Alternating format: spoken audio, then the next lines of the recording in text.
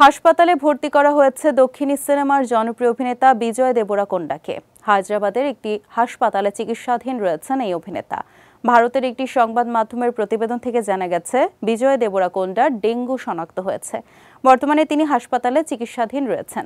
জানা গেছে, শারীরিক অবস্থার উন্নতি হলে ২০ জুলাইয়ের মধ্যে হাসপাতাল থেকে ছাড়া পেতে পারেন বিজয়। অসুস্থ বিজয়ের পাশে রয়েছে তার পরিবার। তবে বিজয় বা তার টিমের কেউ তার স্বাস্থ্যের বিষয়ে আনুষ্ঠানিক কোনো বিবৃতি দেয়নি। ফলে ভক্তদের মাঝে উদ্বেগ দেখা দিয়েছে। এই অভিনেতার নতুন সিনেমা কিংডম আগামী ৩১ জুলাই মুক্তি পাবে। শতকোটি রুপি বাজেটের সিনেমা মুক্তির কয়েকদিন আগে অসুস্থ হয়ে পড়লেন বিজয়।